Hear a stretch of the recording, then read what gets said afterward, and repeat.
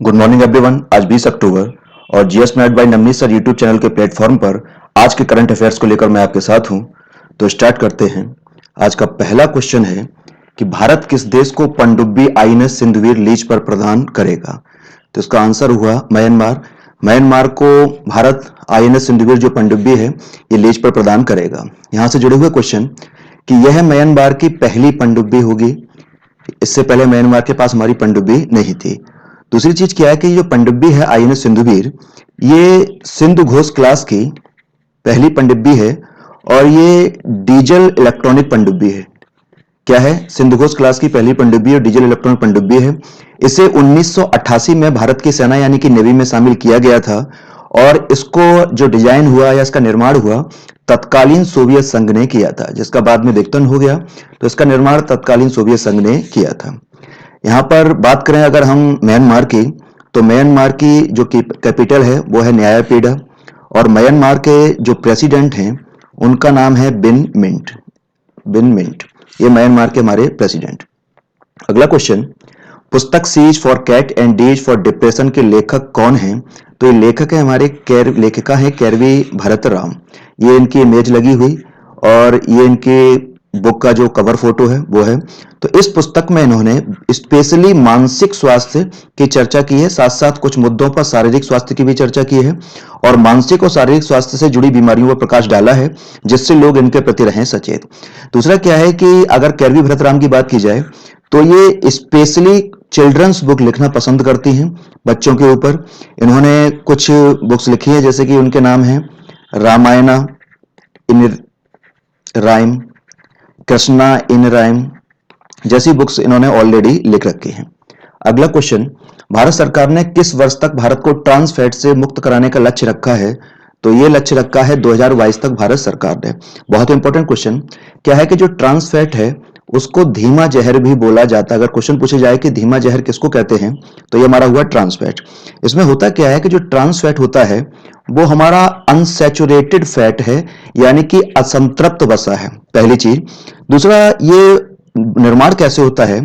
तो जो हमारे तरल वनस्पति तेल होते हैं उन वनस्पति तेलों को जब ठोस में परिवर्तित करना हो, ठीक है ना, लिक्विड है पहले ठोस में परिवर्तित करना हो या खाद्य भंडारण करना हो यानी कि खानी पानी चीजें को रोक के रखना हो, उनकी उपभोग अवधि बढ़ाना हो, तो इनका क्या किया जाता है? इनका किया जाता है हाइड्रोजनीकरण। और हाइड्रोजनीकरण करने से जो सैचुरेटेड फैट था वो अनसैचुरेटेड फैट यानी कि असंतृप्त वसा में बदल जाता है। इससे इस प्रकार के फैट का होता है निर्माण। यह जो होता है हमारे केक में पाया जाता है, जितने फास्ट फूड हुए, बिस्किट हुए क्रीम के, ऐसे बने फूड आइटम्स में इसका यूज होता है और इससे ढेर सारी बीमारियां होती हैं। उनमें इंपॉर्टेंट हैं जैसे कि मोटापा हुआ, हार्ट अटैक हुआ, टाइप 2 की डायबिटीज हुई, ये सारी बीमारियां इससे उत्पन्न होती हैं। अगला क्वेश्चन, अरुणाचल प्रदेश के किस स्थान पर अगले 2 साल में ग्रीन फील्ड हवाई अड्डा स्थापित किया जाएगा? तो ये हवाई अड्डा स्थापित किया जाएगा कहां पर? होलोंगी में। कहां पर? होलोंगी में। अरुणाचल प्रदेश की बात की है तो इससे जुड़ी हुई डिफरेंट फैक्ट देखे जाएं और ये हमारे इंडिया के मैप में अरुणाचल प्रदेश लगा हुआ उत्तर पूर्वी हिस्से में और ये पृथक रूप से अरुणाचल प्रदेश का हमारा राजनीतिक यानी कि पॉलिटिकल मैप। अरुणाचल प्रदेश के फॉर्मेशन की बात की जाए तो केंद्र शासित प्रदेश के रूप में इसका निर्माण 1972 में हुआ और पूर्ण राज्य के रूप में यानी कि पूर्ण राज्य का दर्जा इसको कब मिला? 1987 में। क्षेत्रफल की दृष्टि से बात की जाए तो यह भारत का 14वां सबसे बड़ा राज्य है। इसमें 25 जिले हैं जिसमें सबसे बड़ा जो है वो है हमारा ईटानगर। जनसंख्या की दृष्टि से बात किया जाए तो ये 27वां सबसे बड़ा राज्य है और जनसंख्या की बात चल रही तो इसका जनघनत्व क्या है? तो 17 व्यक्ति प्रति वर्ग किलोमीटर है। यहां पर साक्षरता की दर क्या है?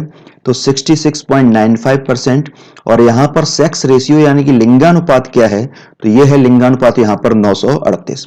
यहाँ की कैपिटल क्या है? तो कैपिटल ईटानगर और यहाँ की आधिकारिक भाषा यानी कि ऑफिशियल लैंग्वेज क्या है? तो वो ऑफिशियल लैंग्वेज है इंग्लिश। यहाँ के विधानमंडल की बात की जाए तो यहाँ का विधानमंडल एक सदनीय है यानी कि वहां पर एक ही सदन है यानी कि यहाँ सिर्फ विधानसभा है। विधानसभा में 60 सीटें हैं। लोकसभा के लिए यहाँ पर 2 सीटें और राज्यसभा के लिए अरुणाचल प्रदेश से है 1 सीट। यहाँ के गवर्नर और अन्य चीजों की बात की जाए तो यहाँ के गवर्नर हैं बी.डी. मिश्रा, ये इमेज लगी हुई। यहाँ के जो सीएम हैं वो हैं पेमा खंडू, ये इमेज लगी हुई। यहाँ के अगर राजकीय पशु की बात की जाए तो इस राजकीय पशु का नाम है गयाल, ठीक है ना, इसको मिथुन भी बोला जाता है। यहाँ के राजकीय पक्षी की बात की जाए तो ये राजकीय पक्षी है हॉर्नबिल, ऊपर इमेज लगी हुई। यहाँ के राजकीय पेड़ की बात की जाए तो ये राजकीय पेड़ है होलोंग। और यहाँ के राजकीय पुष्प की बात की जाए तो इसका नाम है फॉक्सटेल ऑर्चिड। फॉक्सटेल ऑर्चिड, इसको हिंदी में द्रौपदी माला भी बोला जाता है, द्रौपदी माला। अगली चीजों की बात की जाए तो यहाँ के प्रमुख त्योहार और मेले क्या हैं, तो यहाँ के प्रमुख त्योहारों में शामिल होते हैं सोलुंग का त्योहार, लोसार का त्योहार, मोपिन का त्योहार, नेची दाडा का त्योहार, नेची दाडा। इसके अलावा यहाँ पर बौरी खूंट का त्योहार, न्यूकुम का त्योहार, सीडोनी का त्योहार, ये यहाँ के हो गए इंपॉर्टेंट त्योहार। पर्यटन स्थलों की बात की जाए कि यहाँ पर कौन कौन से प्रमुख पर्यटन स्थल है, तो अरुणाचल प्रदेश पर्यटन की दृष्टि से इंपॉर्टेंट है। और पर्यटन स्थलों में सबसे ज्यादा जो पर्यटन यहाँ पर माना जाता है वो है यहाँ का तवांग शहर प्रसिद्ध है। यहाँ की कैपिटल ईटानगर भी टूरिस्ट प्लेस है इंपॉर्टेंट। इसके अलावा एक स्पॉट हो गया रोइंग, एक स्पॉट हो गया बोमडिला, और एक स्पॉट है यहाँ का इंग की ओनंग। इंग की ओनंग यहाँ के प्रमुख हो गए टूरिस्ट प्लेस यानी कि पर्यटन स्थल। यहाँ के मंदिर की बात की जाए तो मंदिर में यहाँ पर एक तवांग मठ, समझ में आ रहा होगा, बौद्ध धर्म का प्रभाव, एक गोल्डन पैगोडा नमसाई, ये इंपॉर्टेंट मंदिर है, और एक यहाँ पर है बोमडिला मठ, जिसमें तमांग मठ और बोमडिला मठ सबसे ज्यादा पूछे जाते हैं। यहाँ के अगर हम अर्थव्यवस्था की बात की जाए तो अर्थव्यवस्था में यहाँ पर एग्रीकल्चर और वन्य उत्पादों का योगदान है सबसे ज्यादा, ठीक है ना। एग्रीकल्चर में यहाँ की जो प्रमुख फसलें हैं, चावल हुआ, मक्का है, बाजरा है, गेहूं है, दलहन है, गन्ना है और अदरक, ये यहाँ की इंपॉर्टेंट फसलें हैं। तो अर्थव्यवस्था में सर्वाधिक योगदान है एग्रीकल्चर का। और सेकंड नंबर पर राज्य की अर्थव्यवस्था में जो योगदान है वो है वन्य उत्पादों का। यहाँ के नेशनल पार्क और वन्य जीव अभयारण्य की बात की जाए तो यहाँ पर 2 नेशनल पार्क हैं। एक का नाम है नामदफा नेशनल पार्क, जो बहुत ज्यादा पूछा जाता है कहां पर, तो याद रखना इसको, नामदफा नेशनल पार्क। और इसके अलावा जो इंपॉर्टेंट नेशनल पार्क है वो है हमारा माउलिंग नेशनल पार्क। ये 2 इंपॉर्टेंट नेशनल पार्क हमारे अरुणाचल प्रदेश में। वन्य जीव अभयारण्य जो है उसमें एक इंपॉर्टेंट है मेहाओ वन्य जीव अभयारण्य, समझ में आ रहा होगा, WS का मतलब वाइल्ड लाइफ सेंचुरी। एक है दिवांग वाइल्ड लाइफ सेंचुरी, एक है ईटानगर वाइल्ड लाइफ सेंचुरी, एक है यहाँ पर सैसा ऑर्चिड सेंचुरी, सैसा ऑर्चिड सेंचुरी, और एक है eagles nest wild life sanctuary. ये इंपॉर्टेंट यहाँ पर वन्यजीव अभयारण्य यानी कि वाइल्ड लाइफ सेंचुरी। यहाँ के इंपॉर्टेंट नृत्य की बात की जाए तो इंपॉर्टेंट नृत्यों में एक सबसे ज्यादा जो है हमारा खम्पी नृत्य, इसके अलावा वांचो नृत्य, इसके अलावा तापू नृत्य, बुइया नृत्य, lion and peak dance, lion and peak dance, और एक और पूछा जाता है बारडोछम नृत्य, बारडोछम नृत्य। और यहाँ की इंपॉर्टेंट जनजातियों की बात की जाए तो इंपॉर्टेंट जनजातियों में यहाँ पर अपाटनी जनजाति, बुगुन जनजाति, सिंधो जनजाति, मिसमी बहुत ज्यादा पूछा जाता है तो मिसमी जनजाति, मोनपा जनजाति, न्यासी जनजाति। ये हमारा इंपॉर्टेंट फैक्ट रहे कुछ अरुणाचल प्रदेश के बारे में। अगले क्वेश्चन पर चलते हैं कि किस राज्य ने हाथ धोना रोको कोरोना अभियान प्रारंभ किया है, तो इसका आंसर है उत्तर प्रदेश। उत्तर प्रदेश सरकार ने जो हमारा वैश्विक हैंड वॉश डे था उस मौके पर इस अभियान को प्रारंभ किया, और इसका सीधा सा उद्देश्य था कि जो सामान्य लोग हैं, जनरल लोग, या जो स्कूल कॉलेज जाने वाले विद्यार्थी हैं, उनके बीच में साफ सफाई के महत्व को बढ़ाना है। यूपी की बात की जाए तो यूपी की कैपिटल लखनऊ, यहाँ के जो गवर्नर हैं वो आनंदीबेन पटेल, और यहाँ के जो सीएम हैं वो हुए योगी आदित्यनाथ। अगले क्वेश्चन पर आते हैं कि नेपाल सरकार के द्वारा हाल ही में general of the Nepal army के मानद रैंक से किसे सम्मानित करने की घोषणा की गई है, तो ये हमारे जो थल सेनाध्यक्ष हैं मनोज मुकुंद नरवाणे, इनको इससे सम्मानित करने की घोषणा की गई है। और नेपाली परंपरागत सम्मान समारोह में जो नेपाली राष्ट्रपति हैं उनका नाम विद्या देवी भंडारी, इनके द्वारा यह सम्मान प्रदान किया जाएगा और इसे नेपाल के द्वारा 1950 से ही प्रारंभ किया गया था। ठीक है, अगला क्वेश्चन, वर्ष 2020 का गोल्ड स्टीवी अवार्ड किसने जीता है? तो इसका पहला आंसर हमारा सीमा गुप्ता। सीमा गुप्ता ने ये गोल्ड स्टीवी अवार्ड जीता है। ये सीमा गुप्ता की लगी हुई इमेज। गोल्ड स्टीवी अवार्ड से जुड़ी हुई चीजें कि अवार्ड दिया किसको जाता है, तो जो बिजनेस में उत्कृष्ट कार्य करते हैं उन लोगों को यह अवार्ड दिया जाता है, पहली चीज। दूसरा, ये अवार्ड 8 कैटेगरी में दिया जाता है, बिजनेस की भी 8 कैटेगरी में। तो जो सीमा गुप्ता को यह अवार्ड मिला है वो लाइफ टाइम अचीवमेंट बिजनेस श्रेणी में गोल्डन अवार्ड इनको मिला है। ठीक है ना, तो 8 श्रेणी में दिया जाता है किसको, जो बिजनेस में उत्कृष्ट काम करते हैं। और जो हमारी जो सीमा गुप्ता है वो हमारी पावर ग्रिड कॉर्पोरेशन जो ऑफ इंडिया है उसकी है निदेशक। क्या है? Power grid corporation of India की ये है निदेशक। और इस अवार्ड को जो प्रारंभ किया गया था वो सन 2002 में प्रारंभ किया गया था। तो इस बार का लाइफ टाइम अचीवमेंट बिजनेस श्रेणी का अवार्ड किसको मिला है? सीमा गुप्ता को। अगला क्वेश्चन, विश्व एनेस्थेसिया दिवस कब मनाया जाता है? बहुत इंपॉर्टेंट क्वेश्चन। तो यह मनाया जाता है 16 अक्टूबर को। ठीक है ना, और इसी विश्व एनेस्थेसिया दिवस को ही बोला जाता है ईथर डे। तो अगर यह भी पूछा जाए कि ईथर डे कब मनाया जाता है या कब होता है, तो हमारा 16 अक्टूबर। और सिंपल सा एनेस्थेसिया क्या है कि पहले सर्जरी पेशेंट को बिना बेहोश किए होती थी, जिससे पेन होता था बहुत ज्यादा। तो सर्जरी को बिना पेन यानी कि दर्द के बिना करने के लिए पेशेंट को बेहोश किया जाता है, यानी कि एनेस्थेसिया दिया जाता है। ठीक है, और पहली बार एनेस्थेसिया जो दिया गया था वो 16 अक्टूबर 1846 को दिया गया था। कब? 16 अक्टूबर 1846। और एनेस्थेसिया के रूप में दिया क्या गया था? तो वो दिया गया था हमारा ईथर एनेस्थेसिया। ठीक है ना, डाई इथाइल ईथर एनेस्थेसिया। क्या दिया गया था? डाई इथाइल ईथर एनेस्थेसिया दिया गया था। इसी उपलक्ष्य में 16 अक्टूबर को मनाया जाता है विश्व एनेस्थेसिया दिवस। अगले क्वेश्चन पे आते हैं कि ग्लोबल हंगर इंडेक्स में, या इसको शॉर्ट में बोल दिया जाता है GHI, ग्लोबल हंगर इंडेक्स में भारत को कौन सा स्थान प्राप्त है? तो भारत को स्थान प्राप्त है हमारा 94। ठीक है ना, यानी कि जो वैश्विक हमारा भूख सूचकांक है उसमें भारत का नंबर है 94। इस रिपोर्ट को कौन जारी करता है? तो इस रिपोर्ट को बेल हंगर लाइफ, ठीक है ना, और प्लस कंसर्न वर्ल्ड वाइड, ये दो संस्थाएं हैं, दोनों के द्वारा संयुक्त रूप से जारी किया जाता है। किसके द्वारा? वेल हंगर लाइफ और कंसर्न वर्ल्ड लाइफ। ये जरूर याद रखना कि किसके द्वारा कौन सा इंडेक्स जारी किया जाता है। ठीक है, तो ये इन दोनों संस्थाओं के द्वारा जारी किया जाता है। इसमें क्या होता है कि इस इंडेक्स में 4 कैटेगरी बनाई जाती है। ठीक है ना, जब गरीबी का स्कोर 9.9 से कम या उसके बराबर है तो इसको माना जाता है कम श्रेणी का, यानी कि लो श्रेणी। ठीक है ना, जब ये 10 से लेकर 19.9 के बीच में होता है तो इसको बोला जाता है मॉडरेट है। ठीक है ना, यानी कि मध्यम गरीबी का स्तर है। जब ये 20 से लेकर 34.9 के बीच में होता है तो इसको बोला जाता है सीरियस, यानी कि गंभीर श्रेणी में गरीबी है उस कंट्री में।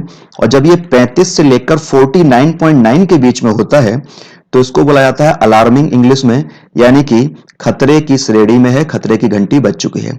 तो इंडिया का जो स्कोर है इसमें ग्लोबल हंगर इंडेक्स में वो है 27.2, यानी कि समझ में आ रहा होगा तीसरी स्टेज में पड़ रहा है, यानी कि इंडिया किस स्थिति में है? गंभीर स्थिति में है। दूसरी चीज क्या है कि इंडिया के कुछ पड़ोसी देशों की जो रैंकिंग है वो इंडिया से अच्छी है। जैसे कि इंडोनेशिया की बात की जाए तो इंडोनेशिया इसमें 70वें नंबर पर ही आ रहा है। नेपाल जो है वो 73वें नंबर पर आ रहा है। हमारा बांग्लादेश जो है वो 75वें नंबर पर आ रहा है। इवन पाकिस्तान की रैंकिंग भी हमसे अच्छी है और वो 88वें नंबर पर आ रहा है। तो ये हमारा ग्लोबल हंगर इंडेक्स। तो भारत की श्रेणी कौन सी याद रखना, ये भी पूछा सकता है। भारत गंभीर श्रेणी में आता है। ये 4 श्रेणियां बनाई जाती हैं। अगले क्वेश्चन पे आते हैं कि संघाई सहयोग संगठन के सदस्य देशों की वर्चुअल मीटिंग की मेजबानी किसने की? तो ये मेजबानी वर्चुअल मीटिंग की है भारत ने, क्योंकि आजकल कोविड-19 के दौर में केवल वर्चुअल मीटिंग ही की जा रही है। संघाई सहयोग संगठन की बात की जाए, ठीक है ना, संघाई कॉर्पोरेशन ऑर्गेनाइजेशन, इसकी बात SCO शॉर्ट में बोलते हैं। तो ये एक प्रकार का राजनीतिक, आर्थिक और सुरक्षात्मक संगठन है, यानी कैसे सुरक्षा बढ़ाई जाए। इसकी जो संगठन की स्थापना हुई थी वो 15 जून 2001 को हुई थी। इसका हेड क्वार्टर कहां पर है? तो इसका हेड क्वार्टर है हमारा बीजिंग में, और इस टाइम पर इसके जो सेक्रेटरी जनरल हैं यानी कि हेड हैं, तो वो कौन हैं? तो वो हैं व्लादिमीर व्लादिमीर नोरोव। कौन है? Vladimir Norov. अगला आते हैं कि इस संगठन में, याद रखना अगर पूछा जाए कि कितने सदस्य देश हैं, तो इनकी संख्या होगी 8। कितने हैं एससीओ में सदस्य देश? 8। लेकिन इसकी जो स्थापना हुई थी यानी कि 2001 में, वो 6 देशों ने मिलकर की थी। तो ये पूछा जाए कि स्थापना के समय इसके कितने सदस्य थे, तो आंसर हो जाएगा हमारा 6। स्थापना के समय कौन थे हमारे सदस्य?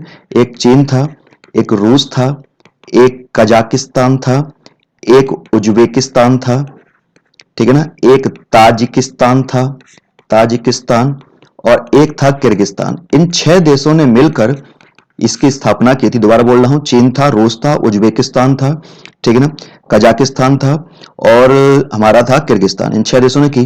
2017 में इसमें 2 देश और शामिल हो गए, पाकिस्तान और इंडिया। इस प्रकार से संगठन में टोटल सदस्यों की संख्या कितनी हो गई? 8। अगले क्वेश्चन पे आते हैं कि किस स्पेस एजेंसी ने न्यू शेफर्ड रॉकेट की मदद से पर्यटकों को अंतरिक्ष में ले जाने की घोषणा की है? तो ये हमारी जो स्पेस एजेंसी है उसका नाम है ब्लू ऑरिजिन। ब्लू ऑरिजिन ने न्यू शेफर्ड रॉकेट की मदद से पर्यटकों को अंतरिक्ष में ले जाने की हाल ही में घोषणा कर दी, ठीक है ना। और ये जो है हमारी ब्लू ऑरिजिन, ये एक अमेरिकन कंपनी है। इसकी स्थापना 8 सितंबर 2000 को हुई थी। इसका जो हेड क्वार्टर है वह है वाशिंगटन में, और ये इसके जो हेड हैं उनका नाम है जेफ बेजोस। कौन है? Jeff Bezos. और ये हेड भी हैं, इन्होंने ही इसकी स्थापना भी की थी। अगला क्वेश्चन, आईपीएल में सबसे तेज 5000 रन बनाने वाले खिलाड़ी कौन है? तो ये खिलाड़ी हमारे डेविड वार्नर, ये ऑस्ट्रेलियाई खिलाड़ी हैं, और वर्तमान में जो हमारा सनराइजर्स हैदराबाद आईपीएल टीम है उसकी तरफ से ये खेलते हैं।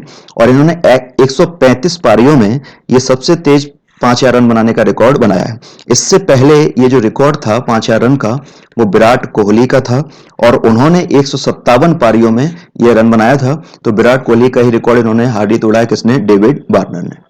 अगले क्वेश्चन पे आते हैं कि किस राज्य सरकार ने अगले 3 वर्षों में भारतीय रग्बी टीम को प्रायोजित करने की घोषणा की है? तो इसका आंसर होगा उड़ीसा सरकार ने। उड़ीसा सरकार ने ऐसी घोषणा की है। रग्बी की बात की है, तो अगर पूछा जाए कि रग्बी में कितने खिलाड़ी हैं, तो याद रखना, जरा गौर से सुनना कि रग्बी के 2 फॉर्मेट होते हैं। एक को बोलते हैं रग्बी लीग, और एक को बोला जाता है रग्बी यूनियन, ठीक है ना। तो रग्बी लीग में होते हैं 13 खिलाड़ी, और रग्बी यूनियन में होते हैं 15 खिलाड़ी। और नॉर्मली अगर कोई रग्बी की ही बात कर रहा है तो उसका मतलब लगाया जाता है रग्बी यूनियन से। यानी कि कोई अलग अलग पूछता है कि रग्बी लीग में कितने खिलाड़ी, तो 13 हम बताएंगे। रग्बी यूनियन में कितने होते हैं, तो 15 हम बताएंगे। लेकिन कोई पूछता है खाली रग्बी में कितने खिलाड़ी होते हैं, तो उसका मतलब निकाला जाएगा रग्बी यूनियन से। तो हम क्या मारेंगे? हमारे खिलाड़ी की संख्या हो गई 15। और हमारे जो भारतीय रग्बी टीम है उसके कैप्टन कौन है? तो ये कैप्टन है हमारे विकास खत्री, ठीक है ना। उड़ीसा की बात की जाए तो उड़ीसा की कैपिटल हो गई भुवनेश्वर। उड़ीसा के जो गवर्नर हैं उनका नाम है गणेशी लाल, और उड़ीसा के जो सीएम हैं वो है नवीन पटनायक। अगला क्वेश्चन, भारतीय नौसेना ने किसके साथ श्रीनेक्स 20 अभ्यास प्रारंभ किया है? तो इसका आंसर होगा हमारा श्रीलंका, ठीक है ना। भारत सरकार का ये, या भारत का ये श्रीलंका के साथ संयुक्त वार्षिक द्विपक्षीय समुद्री अभ्यास होता है। और वर्तमान में जो ये चल रहा है वो श्रीलंका का है, हमारा त्रिकोमाली तट है। तो वहां पर ये भारत और श्रीलंका की नौसेना का संयुक्त अभ्यास चल रहा है, जिसको नाम क्या दिया गया है 2020 में? श्रीनेक्स 20, ठीक है ना। श्रीलंका की बात की गई तो इसकी कैपिटल क्या है? तो कैपिटल है इसकी कोलंबो। और श्रीलंका के प्रेसिडेंट कौन है? तो ये प्रेसिडेंट है हमारे गोतबया राजपक्षे। क्या नाम है? गोतबया राजपक्षे, ठीक है ना। अगले क्वेश्चन पे चलते हैं कि जम्मू कश्मीर विश्वविद्यालय के परिसर में किसके नाम पर नए शिक्षा परिसर की नींव रखी गई? बहुत इंपॉर्टेंट क्वेश्चन। तो नींव रखी गई है मदन मोहन मालवीय के नाम पर नए शिक्षा परिसर की नींव।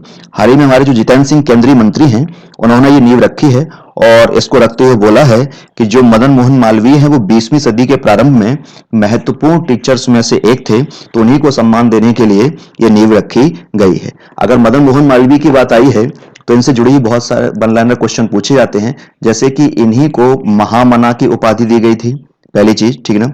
दूसरा क्या है कि 2015 में इनको भारत रत्न भी मिला हुआ है, ठीक है ना। ये कविताएं भी लिखते थे, तो उन कविताओं का उपनाम नाम था मकरंद, यानी कि मकरंद नाम से ये अपनी कविताएं भी लिखते थे। ये अखिल भारतीय जो हिंदू महासभा स्थापित हुई थी और इसका स्थापनक सदस्यों में से ये एक थे, ठीक है ना। प्रयाग में स्थापना हुई थी इसकी।